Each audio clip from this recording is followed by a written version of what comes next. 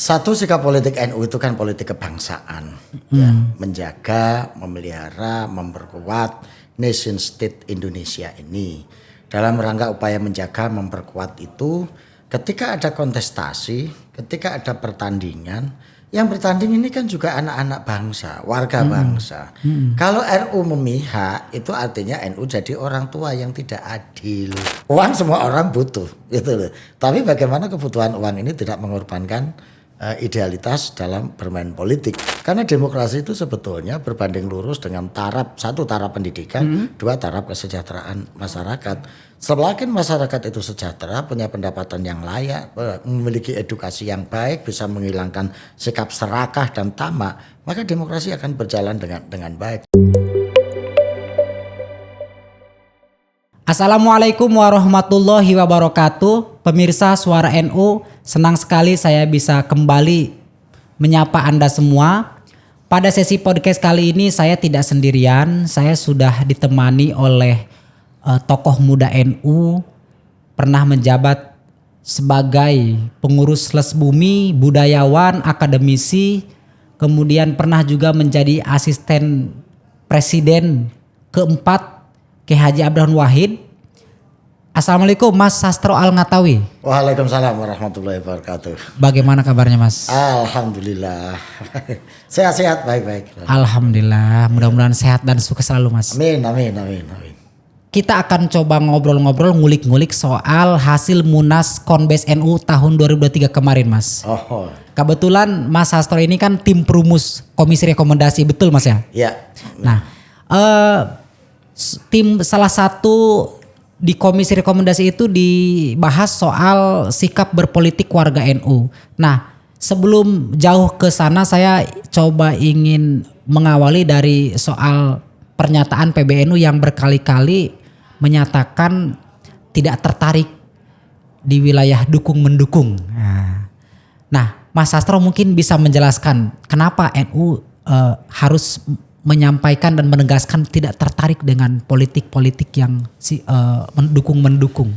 Satu, sikap politik NU itu kan politik kebangsaan, ya, menjaga, memelihara, memperkuat nation state Indonesia ini. Dalam rangka upaya menjaga, memperkuat itu, ketika ada kontestasi, ketika ada pertandingan, yang bertanding ini kan juga anak-anak bangsa, warga bangsa. Kalau RU memihak, itu artinya NU jadi orang tua yang tidak adil. Anaknya sedang bertanding kok membela salah satu anak. Ya sudahlah, kalian bertanding yang fair, yang jujur, yang baik. Sebagai orang tua mendoakan semuanya saja dilindungi, semuanya aja direstui, kan begitu. Kalau orang tua memihak anaknya yang sedang bermain kan tidak adil. Tidak adil ya. Nah ini makanya nanti, loh ini sama-sama anaknya kok saya didukung, dia enggak, dia didukung saya enggak. Makanya pengertian PBNU untuk tidak terlibat dalam dukung-mendukung itu ya dalam rangka menjaga fairness dalam permainan, menjaga keadilan dalam kontestasi. In case terjadi dispute, nanti sebagai orang tua kan nanti juga harus jadi wasit yang adil. Maka wasit ikut mendukung misalnya. Wasit dalam pengertian moral, bukan wasit dalam pengertian permainan. Itu kalau wasit pengertian permainan kan sudah ada tuh Bawaslu, udah ada yang macam-macam. Secara moral, positioning PBNU itu seperti itu, gitu loh Mas. Iya. Dan memang penting juga dibawa ke forum-forum Munas Konbes itu ya sebagai bentuk penegasan atau gimana? Ya penting, sudah dijelaskan di Munas saja kadang masih pada nggak paham, menarik-narik ke sana kemari, mengklaim-klaim ke sana kemari. Jadi ini penting supaya warga NU itu kalau bermain politik ya sudah main politik saja yang fair, main politik saja yang profesional, sesuai dengan kapasitas, kemampuan, kapabilitas Anda dalam bertanding. Ibaratnya gini loh, orang main sepak bola, gitu. Nah, orang main sepak bola itu kan yang diutamakan kan skillnya, profesionalitasnya, bukan karena dia didukung ketua PBNU, gitu loh. Nanti main, wah ini saya pemain sepak bola, saya didukung PBNU loh, saya harus, ibaratnya kan seperti itu. Dan dalam semua kontestasi saya pikir positioning PBNU selalu seperti itu. Oke, tapi gini Mas, kita juga melihat di lapangan kadang-kadang masih ada sebagian masyarakat yang menganggap bahwa sikap PBNU netral juga menurutnya akan berdampak buruk terhadap kader-kader yang sedang bertarung gitu. Gimana kalau tanggapan Dr. Sastro ini? Lah kalau soal persepsi orang itu kan tergantung kepada cara pandang maupun kepentingan masing-masing. Ada yang kalau sikap PBNU netral begitu nanti merugikan kader yang sedang bermain. Iya. Tapi andai kan PBNU dukung salah satu pemain juga nanti ngomong lagi juga gitu. Kok PBNU tidak adil ya? Makanya kan banyak yang main di sana, di sini, di situ kan juga banyak. Kenapa yang diakui dan didukung hanya yang di situ saja? Misalnya seperti itu. Lah ya namanya orang banyak itu ya tanggapannya macam-macam. Tetapi di antara tanggapan yang macam-macam ini kan PBNU harus bersikap pada positioning yang betul-betul secara moral, etik maupun kultural betul-betul pada posisi yang bisa mengayomi semuanya. Oke. Pak Dr. Sastro, ini juga menarik satu hal yang disorot dari Munas dan Konbes NU kemarin itu soal menegaskan hasil Muktamar Krapyak 1989. Ya. Soal 9 poin panduan berpolitik warga NU. Nah, kenapa harus menegaskan itu gitu? Loh, apakah memang masih relevan? Sementara kan 1989 dengan kondisi saat ini berbeda gitu. Justru malah paling relevannya sekarang. Oh gitu ya? Ya. Karena kalau kita lihat 9 nilai itu ya, intinya yang pertama misalnya bahwa sikap politik PBNU atau warga NU itu adalah politik kebangsaan atau politik moral gitu ya, yang meneguhkan pada spirit Pancasila UUD 45. Artinya itu kan sangat relevan sekarang. Ketika politik sekarang sedang transaksional, politik sekarang sedang pragmatisme tinggi. Nah sikap politik yang begini kan proporsional. Yang berikutnya antara lain misalnya bahwa sikap politik warga NU harus menjaga keutuhan. Tidak boleh atas nama apapun mengorbankan persatuan, mengorbankan kebersamaan, mengorbankan persaudaraan antar warga bangsa. Nah ini kan relevan sampai sekarang. Ketika orang diharu biru dengan fitnah, hoax, caci maki dan berita-berita yang tidak jelas di medsos yang bisa memecah belah persatuan dan persaudaraan antar warga negara. Nah kan sangat relevan. Nah, ada juga dari 9 itu yang mengatakan bahwa sikap dan perilaku politik warga NU tidak boleh memecah belah, ya. Terus kemudian harus berbeda pada nilai-nilai etik moral untuk kepentingan bangsa dan negara. Artinya politik transaksional, politik uang, politik macam-macam itu harus ditolak, macam-macam dalam pengertian yang bisa merusak itu semua. Jadi menurut saya justru relevansinya sekarang ini malah lebih tinggi daripada yang dulu. Tapi gitu. Di forum Konbes kemarin bagaimana suasana dinamika perdebatan dari antar tim, antar peserta Konbes sejauh apa? Kalau soal yang nilai 9 nilai dasar berpolitik NU yang mengacu pada hasil Muktamar 28 itu tahun 1989 itu yang di Krapyak. Itu hampir tidak ada, semuanya setuju semuanya ya? Mendukung sikap itu karena ya memang semuanya menyadari ini kondisi sekarang ini 9 nilai yang diputuskan oleh NU itu masih memang sangat relevan dan sangat dibutuhkan dalam situasi politik yang sangat pragmatis seperti sekarang ini transaksional dan lain sebagainya itu. Gitu. Dan itu juga mungkin sebagai bagian dari respon PBNU terkait dengan maraknya hoax, kemudian politik uang ya. Ini Pak Dr. Sastro, soal politik uang yang kemudian banyak kalangan yang menilai berat dihindari gitu. Kalau tanggapan Mas Sastro nih sebagai seorang budayawan, akademisi, menanggapi ini gimana? Ya, jadi berat itu kalau kita nggak melakukan sesuatu ya. Jadi kalau kita secara konsisten melakukan sesuatu, ya seberat apapun bukan berarti tidak mungkin untuk tidak dihilangkan. Ya langkah pertama harus mengedukasi masyarakat, gitu. Mengedukasi masyarakat bagaimana mendamaikan, mensiasati antara kebutuhan dan idealitas. Artinya uang semua orang butuh, gitu. Tapi bagaimana kebutuhan uang ini tidak mengorbankan idealitas dalam bermain politik. Itu yang harus dididik. gitu loh. Harus dijelaskan bagaimana mensiasati kondisi yang seperti ini, bahwa orang yang butuh uang tetap bisa tidak berkurang atau tidak merasa terkurangi pendapatan haknya, tapi hal seperti itu tidak sampai mengurangi bobot nilai dan kebersihan dalam berdemokrasi. Ini memang perlu dididik trik-trik menghadapi situasi seperti itu gitu. Nah, soal maraknya politik uang, banyak kalangan juga yang kemudian akhirnya mendorong agar demokrasi atau pemilu itu dilaksanakan tidak mencoblos langsung, tapi kembali oleh MPR. Nah, itu gimana kalau tanggapan Mas Sastro soal itu? Ya ada plus minusnya, gitu. Ya ada plus minusnya. Satu, misalnya politik transaksional seperti sekarang ini, ya.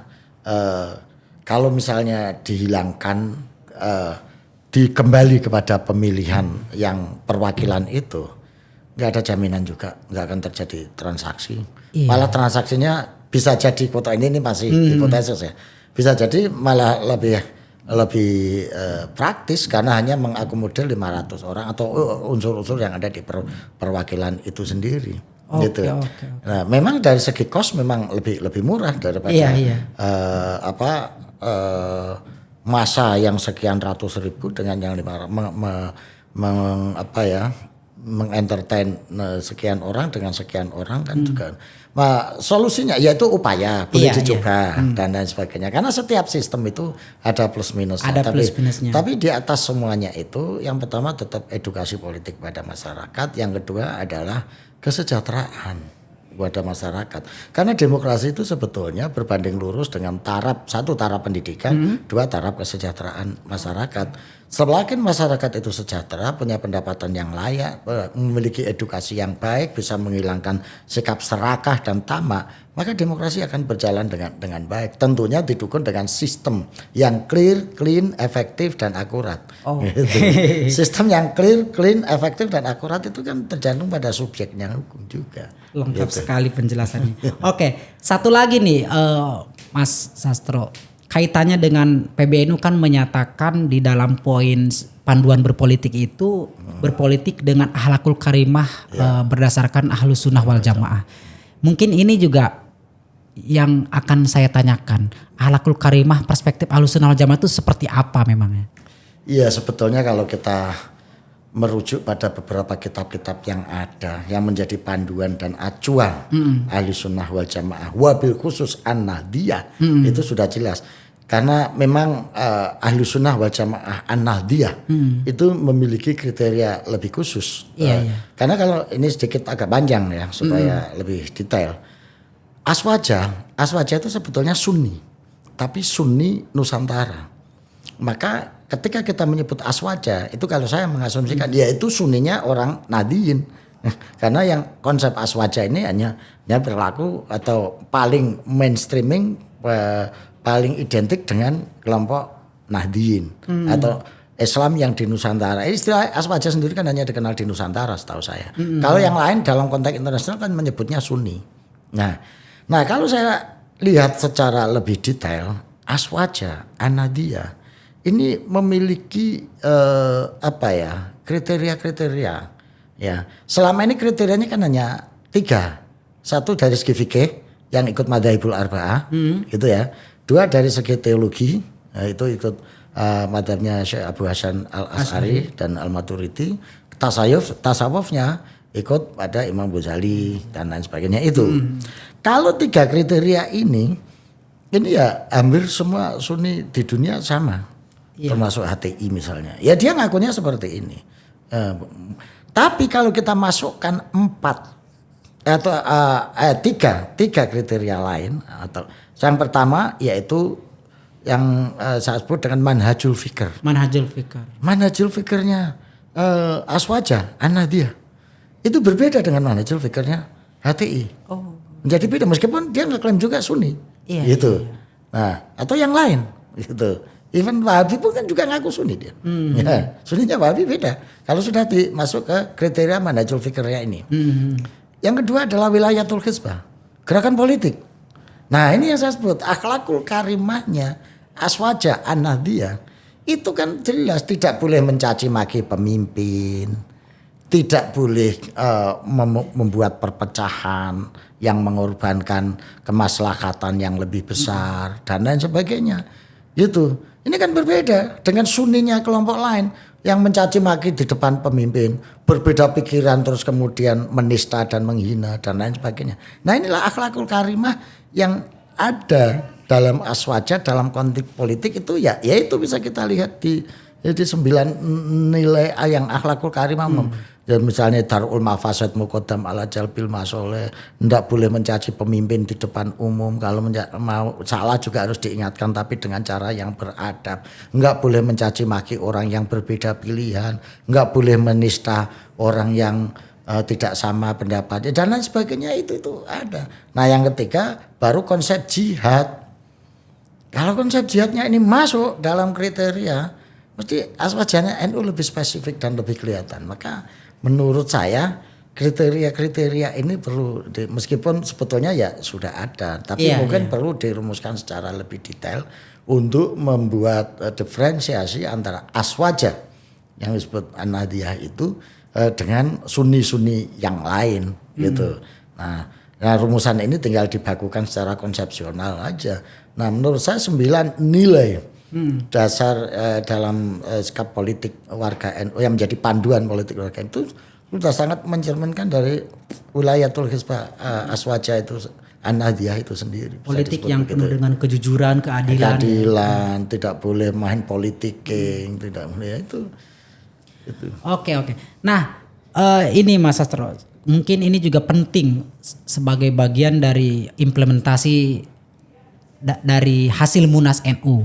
Kaitannya dengan apa yang akan dilakukan PBNU untuk mendorong pemilu yang damai, yang berintegritas, yang sesuai dengan ya panduan-panduan berpolitik warga NU itu. Ya, satu diantaranya PBNU berdiri tegak lurus untuk menjaga khidmah kedaulatan rakyat, tidak memihak gitu ya. Yang kedua yang melakukan edukasi. Jadi saya pikir NU juga akan menggerakkan seluruh instrumen institusinya baik Banom, Lajnah dan lain sebagainya itu untuk melakukan tidak sekedar sosialisasi 9 nilai, tetapi juga edukasi politik melalui ya beberapa cara-cara yang tentunya yang baik ya. Bisa pelatihan, bisa sosialisasi, bisa setiap forum-forum ini menjelaskan tentang bagaimana berpolitik menurut acuan 9 nilai itu saya pikir yang akan dilakukan oleh PBNU secara TSM lah, terstruktur, masif dan sistematis untuk melakukan sosialisasi itu kepada masyarakat. Ya, Mas Sastro kan dikenal sebagai orang yang cukup dekat dengan Gus Dur. Nah, kalau kaitannya dengan Gus Dur soal politik kebangsaan yang masih berkesan dari seorang Gus Dur bagi Mas Sastro itu apa yang mungkin bisa dijelaskan di podcast kali ini? Ya, Gus Dur meletakkan kekuasaan sebagai ujung dari permainan politik itu adalah sebagai alat untuk membangun kemaslahatan dan membela masyarakat mustadafin. Itu yang paling berkesan bagi saya. Sosok seorang Gus Dur ketika jadi presiden, dia berupaya semampu beliau untuk bagaimana kekuasaan yang ada di tangan beliau itu betul-betul membawa kemaslahatan, betul-betul membawa kebaikan bagi semua umat dan khususnya masyarakat Indonesia yang ada itu. Dan untuk melakukan itu yang paling berkesan lagi, Gus Dur berani pasang badan, mengambil segala resiko, termasuk resiko diturunkan itu. ini luar biasa. Saya masih teringat pada saat-saat akhir ya beliau dalam suasana konflik itu ketika beliau ditawari untuk melakukan ya kompromi lah, negosiasi, ayo kompromi gitu. Nah, Gus Dur dia bilang ya saya mau kompromi asal tidak melanggar hal-hal yang prinsip yang akan saya lakukan. Ya prinsip itu apa ya, tasarruful imam al-ra'iyah manutun bil maslahah, itu hal yang prinsip bagi Gus Dur. Kalau kompromi ini harus mengamputasi atau menghilangkan al-maslahah lil ra'iyah ini, ya enggak ada kompromi lagi gitu. Dan saya ingat waktu itu Gus Dur bilang saya akan tetap memperjuangkan ini meskipun saya kalah. Dalam berpolitik kalah itu biasa, tapi saya tidak mau salah. Lebih baik saya kalah daripada saya salah. Ini kan luar biasa. Ketika harus politik sedang menang-menangan, berebut untuk menang gitu ya, dan nggak berani kalah, meskipun harus mengorbankan atau berpihak kepada kesalahan, ini luar biasa menurut saya dan sangat mengesankan. Tadi belum sempat diuraikan lebih rinci soal prinsip yang dimaksud apa saja. Ya itu tadi tasarruful imam ala ra'yah manutun bil maslahah, bahwa kebijakan seorang pemimpin kepada terhadap masyarakatnya itu adalah menciptakan kesejahteraan, itu kan prinsip. Yang kedua yang menggunakan kekuasaan bukan untuk kepentingan-kepentingan yang sempit, kepentingan-kepentingan kolonial, tapi kepentingan untuk semua orang gitu. Oke. Kalau kita berandai-andai nih Mas Sastro, kalau berandai-andai dengan kondisi bangsa kita saat ini yang mau menghadapi pemilu mulai ramai, kemudian mulai muncul sedikit-sedikit soal politik identitas. Kira-kira Gus Dur akan berbuat apa? Kalau berandai-andai bila beliau masih ada.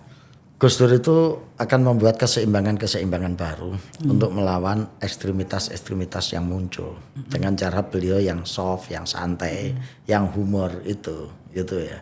Jadi kalau melihat situasi yang ada saat ini ya Gus Dur paling ya akan bilang gitu aja kok repot. Artinya apa?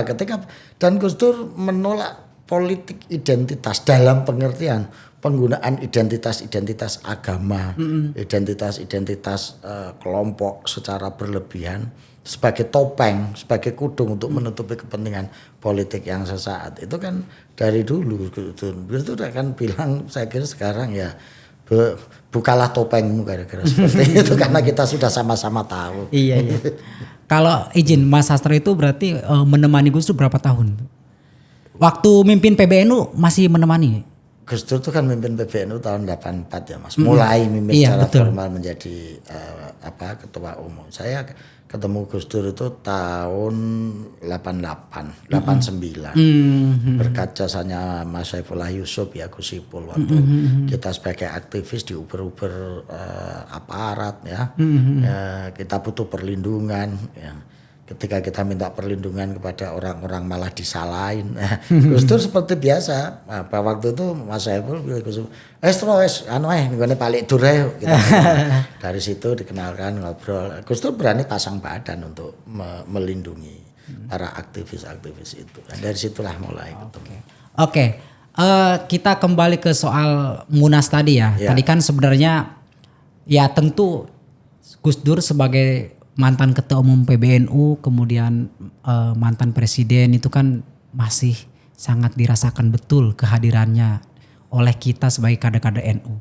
Makanya soal hasil Munas NU ini mungkin Mas Sastro ingin menegaskan nih kepada kalangan politisi NU, kader-kader NU, kira-kira dari 9 nilai itu apa yang harus sama-sama kita sama-sama perjuangkan, sama-sama kita laksanakan biar pemilu ini penuh dengan damai, sentosa dan penuh dengan integritas.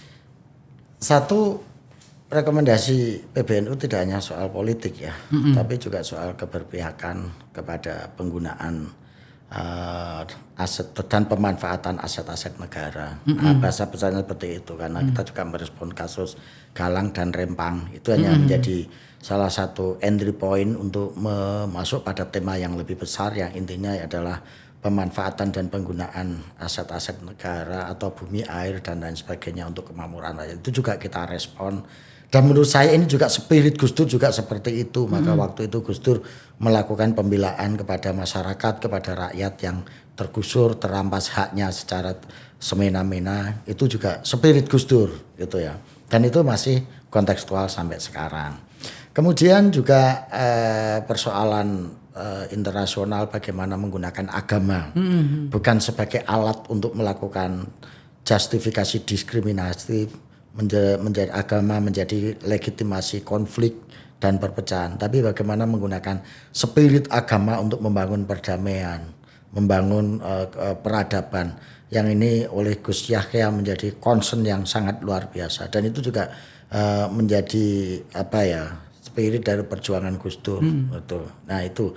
Nah terkait dengan politik kalau bicara apa dari 9 nilai itu yang harus dikedepankan. Saya pikir 9 nilai itu sama-sama strategis, sama-sama vital, sama-sama penting. Nggak ada yang harus dikedepankan, dibelakangkan. Dalam konteks kekinian 9 nilai itu semuanya urgent. Semuanya harus dikedepankan. Bagaimana kita tidak mengedepankan berpolitik yang menjaga konsensus nasional di tengah fenomena politik yang mulai menggunakan isu ngotak-atik konsensus nasional itu. Ya, padahal kalau konsensus nasional diotak-atik ambiar kita. Nah itu kan juga penting sekali. Bagaimana kita nggak menganggap penting dan menjadi prioritas terhadap isu berpolitik yang santun, yang berakhlakul karimah. Itu juga harus dikedepankan gitu di tengah suasana politik yang quote unquote penuh dengan caci maki penistaan. Jadi kesembilan-9-nya itu ya harus bareng-bareng dilaksanakan oleh PBNU menurut saya gitu. Oke. Mas Sastro ini sebelum ditutup, Mas Sastro kan dikenal sebagai budayawan, tokoh NU yang konsen di kajian-kajian soal itu ya. Bahkan sekarang kan menjadi dosen di Fakultas Islam Nusantara Unusia dan di UI sebagai Kepala Makara Art Center. Itu di bidang apa itu? Lembaga Kebudayaan. Lembaga Kebudayaan UI kan. Nah, kalau dalam perspektif budaya, soal politik ini gimana Mas Sastro? Politik itu kan bagian dari kebudayaan. Oke. Gitu ya. Nah kebudayaan itu kan unsurnya ada 3. Etika, estetika, logika. Nah itu maksudnya. Kita akan melihat politik ini masih berbudaya apa enggak. Diukur dari 3 ini. Jadi kebudayaan itu harus mengandung 3 unsur ini secara teoretik ya. Kalau yang menonjol dimensi logikanya dia lahir menjadi ilmu pengetahuan, teknologi. Nah itu maka teknologi, ilmu pengetahuan, sains itu dianggap bagian dari kebudayaan. Tapi meskipun begitu dia nggak bisa lepas dari dimensi etika dan estetika. Gitu. Nah kalau yang menonjol dimensi etiknya dia akan menjadi norma, nilai dan lain sebagainya itu aturan-aturan hukum itu. Nah, meskipun demikian ini juga harus mengandung dimensi logika dan estetika. Karena kalau nggak mengandung ini juga bahaya juga nggak dianggap kebudayaan. Nah kalau dimensi estetiknya yang dominan, dia akan menjadi kesenian munculnya. Nah, sekarang kita melihat politik kita ini masih mengandung 3 hal ini enggak? Apakah dia masih mengandung logika? Oh yes, dia mengandung logika. Tapi apa yang mengandung dimensi etika? Gitu. Apakah dia masih mengandung dimensi estetika? Nah, kalau mengandung pasti mengandung, tapi kalau kandungannya rendah berarti kebudayaannya rendah, gitu loh. Kalau sudah berpolitik dimensi logikanya ada, tapi dimensi etikanya nggak ada atau menjadi sangat rendah, maka politik dalam kacamata kebudayaan politik itu sudah tidak berbudaya atau nilai kebudayaannya rendah. Gitu loh. Jadi itu aja sederhananya begitu. Oke. 3 unsur ini etika, estetika, logika masih ngandung dimensi logika enggak? Gitu. Kalau ngomong wah enggak logis ini orang baru begini kok tiba-tiba jadi begini ini enggak logis. Atau secara etika ini kok enggak ada etikanya ya sebenarnya. Nah di situ kita baru melihat derajat politiknya dia rendah kebudayaannya gitu. Oke, luar biasa sekali. Mas Sastro, terima kasih atas waktunya, atas kunjungannya ke podcast NU. Mudah-mudahan tidak bosan-bosan ini. Terima kasih sekali lagi. Mudah-mudahan Mas Sastro sukses dan sehat selalu. Suara NU makin jaya lah, makin nyaring bergema lah. Gitu. Amin. Siap. Demikian pemirsa perbincangan kami dengan Mas Sastro Al-Ngatawi. Kita doakan mudah-mudahan beliau sukses dan sehat selalu. Wallahul muwaffiq ila aqwamit thoriq. Wassalamualaikum warahmatullahi wabarakatuh. Waalaikumsalam.